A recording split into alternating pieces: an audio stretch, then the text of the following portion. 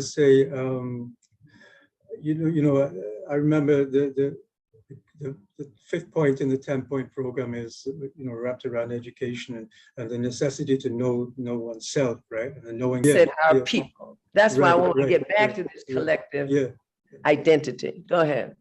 But I think added to that, I build on that. I think that for many of us, we wouldn't know who we are right now without your presence on the planet, without you and the revolutionaries, your revolutionary comrades. We wouldn't know who we are politically as a people. And there's not enough words to thank you for that. I give respect to everyone who has been a part of this webinar, and my heart goes out, and I think the same with everyone to you. And I think it needs to be acknowledged that we would not know politically who we are without bodies like yourself, without presences, revolutionary presences like yourself. And I give the biggest appreciation for that, and much love and much respect. Well, I appreciate the time we've spent together and the fact that you guys have hung in there. Quite a few of you have. And I appreciate meeting most of you and having this conversation, because for me, this is all I think about. All I'm thinking about is ideas and ways to continue the struggle within the limitations of my own existence. And that's all you can do. The one thing I did learn is I can relax in that, because I'm not here. I'm not going to save the world. It's shocking. Nevertheless, I really won't be the one to save the world. And that's not going to happen. And I need to get over myself and realize that I have a contribution, and that as long as I stick to the script, I'm going to feel all right. As long as I'm doing something in the course of the day that that provides a building block for something else, then I feel like, okay, I got that done. I'm good with myself, And when I lay it down at night, I can say, well, I'm all right with me. I'm at peace with me. And I learned that primarily from my friend Jamil Abdullah Alameen, who used to be H. Rat Brown.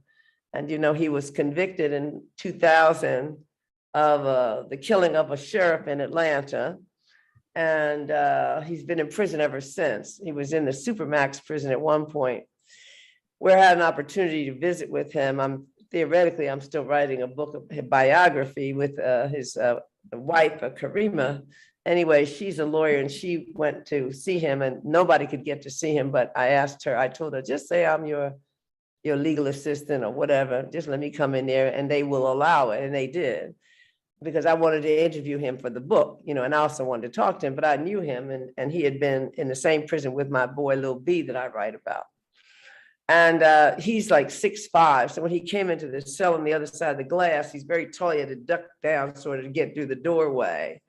And then they had to take the chains off him, so he has to bend backwards or something. He was really, And so he asked me how I was doing. And I said, well, how could I be doing? I'm on this side of the wall, Colorado, that U.S. federal prison in Colorado is all underneath a mountain. So there's no light or air to ever come, natural light or air.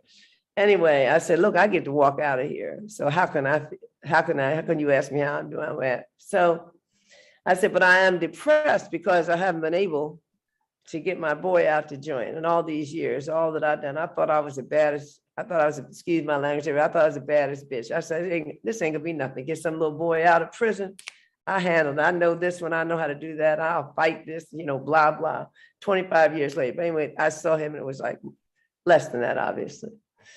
And I said, so I feel bad because I haven't been able to get him out of prison.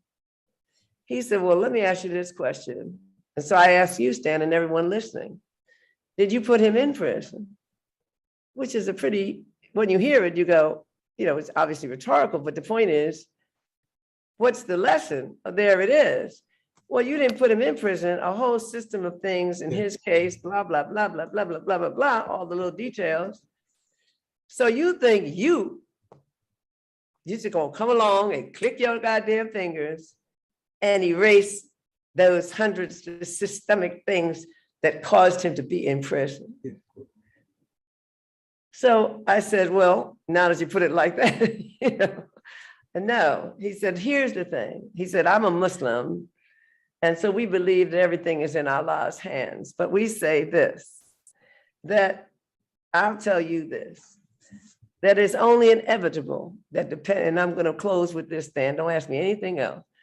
It's only inevitable that the pendulum will swing our way, because that's how life is, a state of constant flux.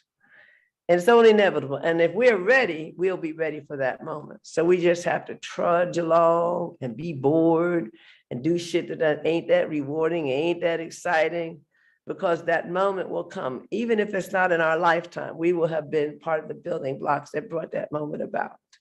It's only inevitable that time will bring, because it's either that or the planet will be destroyed. So either our way will win, and inevitably, because it will be required for our human survival, right? It will be required and it will happen, or else we will be destroyed. So that's the good news. And it may not happen the way we want and when we want. And we can't predict everything, obviously, or anything really. But if we keep our shoulder to the wheel, so if I keep fighting for Michael, even though he's not getting out, he's able to hold on. I don't know how. He did 6 years in the hole. One of them on 24-hour lockdown with no newspaper, no books, no radio, no nothing, and no outside, 1 hour outside. And he stayed sane, I don't know how. Although he did tell me for the first time that he ever considered suicide at that time. And you know, the psychology of imprisonment is beyond anything we could discuss in this session. But in any case, if everyone sticks to the program, you will find joy inside your tears, as Stevie Wonder said. All right.